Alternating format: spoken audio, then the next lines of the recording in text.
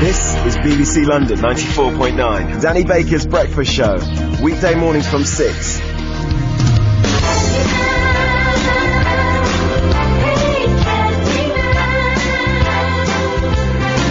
English as tuppence, changing yet changes as canal water, armoured and effete, nestling in green nowhere, optimath and heremites, feudal still, Miss Havishambling, the BBC London 94.9 Breakfast Show. What an extraordinary morning we've had already. I don't know, it's because I disappeared for a couple of days.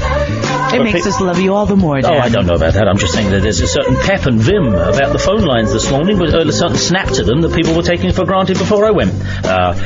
This morning we've already had tremendous responses to too much of something, sharing a lift, a pattern, design or colour that's made you pass out. One of the smaller South American countries is the manager of a famous pop group. Out with the rubbish. Pretending to be someone else, or my life as a forger. Fire engines, ambulances and police cars, not in 999 capacities, and new names for the exciting bottled water of Sidcup. We are joined by our premier guest, and I'll say that and qualify that, not only in terms of quality, but in terms of our very first guest on the very first show was Sir Clement Freud, and he's back with us this morning, which, you know, means I can collect fivers from everyone. So maybe said he'll never come back. He's back, of course he is. Good morning, Sir Clement Freud. Good morning, Danny Baker. Bottled water, first, it's in the news. We're right across this breaking story. It turns out that Coca-Cola are selling people back tap water from Sidcup at £1 a pop. Where do you stand on bottled water? A bargain, I would have thought, from Sidcup. How long does it take to get to Sidcup? Apparently they will deliver it to most major stores. They're going to run it through a little blotting paper first to take out any impurities, and then they're quite open about this, saying, well, it's purer water, but it is actually Sidcup tap water. And but have you long been had water at the table? Do you hold with the different types and the in your Fizzy or still? Fizzy or still, indeed. Which one of you should I? To me, I think. To me. Not you. I haven't actually been to Sidcup. I don't know where Sidcup is. Of course you do. I'm not sure what God meant when he invented Sidcup. Straight down the Old Kent Road. And to all my friends in Sidcup, good morning. Straight down the Old Kent Road through Lewisham. You can't miss it. It's right there. It's right there next to Eltham, where Bob Hope was born. Are there really parts of London that are not known to you? They're known to me by name, but not location. Somebody said he came from Wallington. Yeah, now I'm with you on that one. I wouldn't have known how to get to Wallington. No. I wouldn't have. Well, we've long held on this show that there's a certain part of London that doesn't exist, called Hillingdon. Because when I ask for people to tell me, to ring up and say, because we've got a big audience. That's a water as well, isn't it? No, that's Hillsden, isn't it? But Hillingdon. And nobody could ring in. Everyone used to live there, or knows somebody who lives there, but where is it? And it seems to be, I think there's some reason, tax reasons, who knows. There are certain parts of London that don't exist. Yourself, you live in this area, don't you? This is your part of London. I hoped you wouldn't say, because I'm putting in a big expenses claim. Oh. Well, yes, I do live direct from Glasgow. I do live in Melbourne. And do you spend much time in town? I mean, because just off the air we were talking about the, I think tour isn't too strong a word, the tour you're actually promoting at the moment of yourself and an audience with. And I mentioned Bob Dylan, who's been on a never-ending tour, and you pointed to your chest and said, no, that's me. How long have you been holding audiences? About 6 years. 6 years. And are you comfortable with it yet? The idea that you get nerves? I'm extremely comfortable with it. I arrive and I don't have anything with me, and I get a neck mic and occasionally an audience, and we have an hour and a half. And it really goes rather well. And what form does it take? Do you have a discourse and then invite questions? I shout at them. Good. Yeah. You and I have so much in common. You heckle them before they can do it back to you. I do. And do you take questions from the audience? I don't take spoken questions, because I always think that's a disaster. Yeah.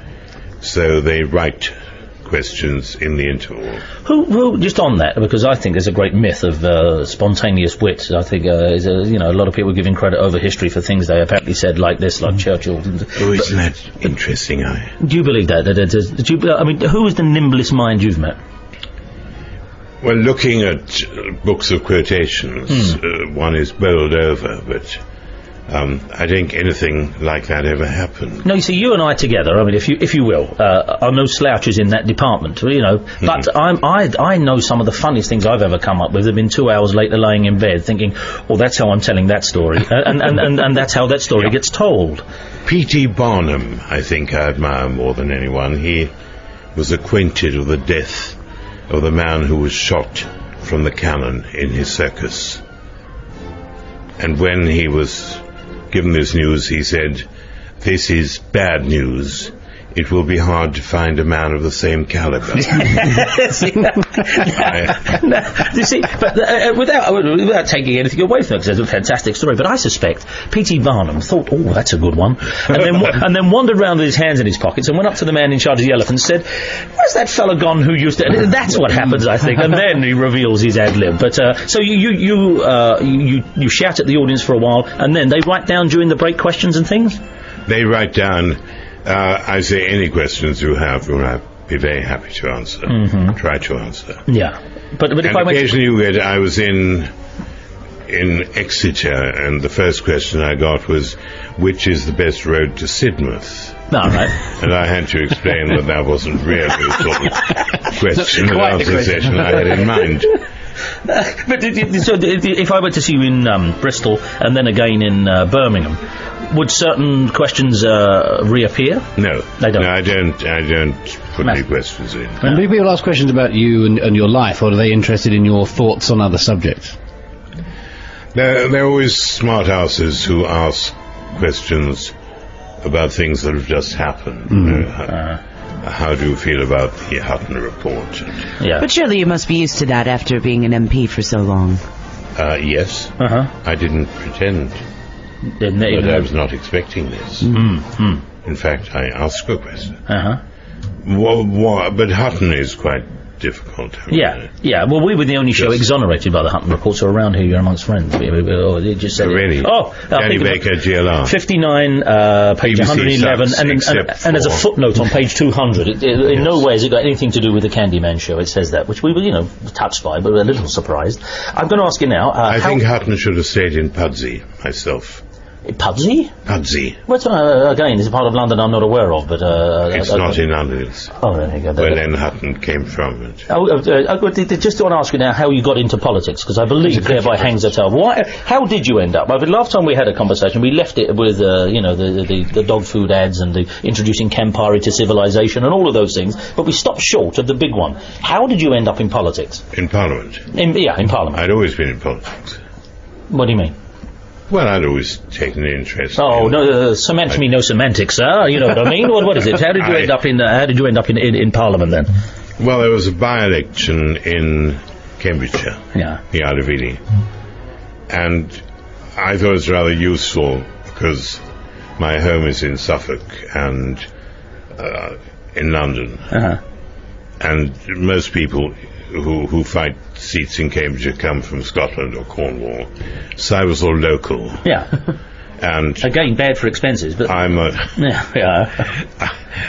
as an anti-conservative who was unable to join a Clause 4 Labour Party, I was a Liberal. And when the Conservative MP died and there was to be a by-election, I wrote to explain that I admired Joe Grimmond enormously. I was a personal friend of Jeremy Thorpe. I'd met David Steele at a dinner party, and if they had any other MPs, I'd yet to hear about them.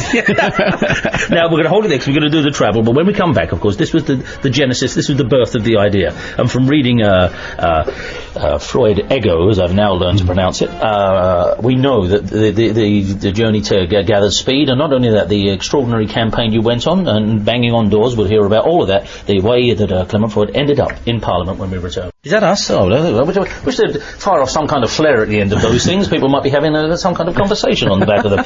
Good morning, everyone. Sir Clement Freud, good enough to be with us. He will be appearing in the theatre, of which we'll give the details very, very soon. But when we left the tale, toying with the idea of becoming the MP for the Isle of Ely, you'd already proved your bona fides to the wider party, the Liberal Party, and then what happens if one actually wants to go on and see this thing through? What happened to you? Well, I wrote to the chairman of the Isle of Ely Liberal Party, and so did two other people, because at that time the Liberals were, we were important, but we only held 6 seats. 6, yeah, famously so, yeah. But they were probably the most important seats in the country. Oh, yeah. Well, in terms of... Oh, I think in terms of importance. Oh, I see, yeah. in stature in general. We held North Devon, North Cornwall, Montgomery, Orkney and Shetland, Inverness, and Roxburgh, Selkirk and Peebles. Quite expensive plays. We were keen on Roxburgh, Selkirk and Peebles. It sounded like more than one MP. Roxburgh, Selkirk and Peebles? Yes. And my anorexic friend, my failed anorexic friend. What does that mean? He was fat? Smith. Oh, failed, yeah, okay, yeah. One Rochdale. Yeah. And we were on a roll. We had 7. And when the MP for the Isle of Ely died, I wrote to the chairman saying I would like to be considered as a candidate. And there were 2 other candidates. And we arrived in a public house in March in Cambridgeshire. March being a town. Oh, I see, okay. And the barman said, it'll take a while, you'll be late. And we 3 candidates said, why? And the barman said there weren't many people, and the chairman has gone to the old people's home across the street to get a proper audience. Right. And I was selected by 13 votes to 8. And the only 8 people who didn't select me, ones who voted against me, were the chairman of the Isle of Ely Liberal Party, the president, the vice president, the treasurer, the political officer, the canvassing officer, and his boyfriend. So it can be said but that the people from the old people's home loved you. They liked absolutely voted for me. None of them were Liberals. I must be one of the very few, if not only ever. Because, of course, your profile at the time would have seen to it they all nudged each other and said, oh, we know him, we like him. Yeah, he's on the telly. And yet, you went on to be a very successful MP, and you were quite shocked at the other end, at your exit. I take it you were stunned by that. Yeah, I was stunned.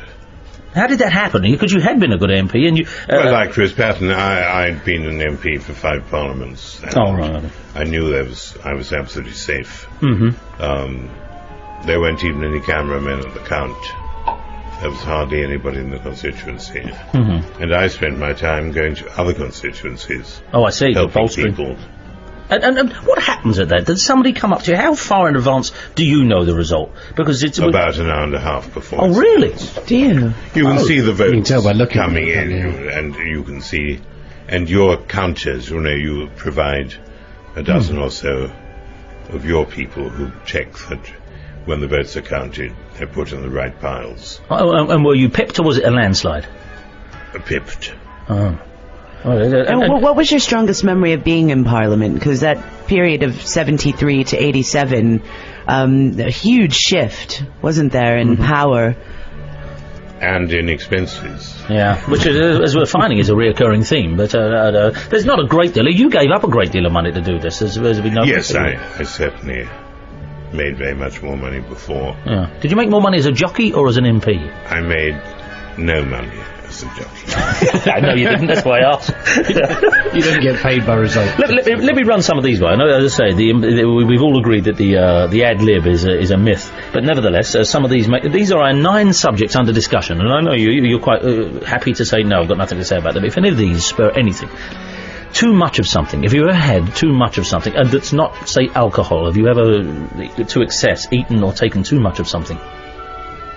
Like a surfeit of Sidcup. A surfeit of Sidcup. Already you've had enough of Sidcup this morning.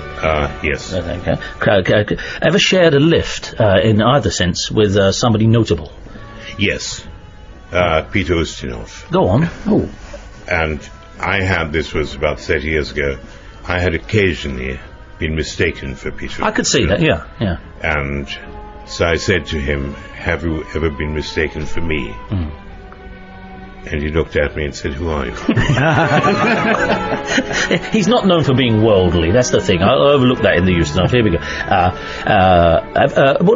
Have you ever passed out? I won't keep it to the specifics here, which is a pattern, colour or design, but are you given to, ever swooned?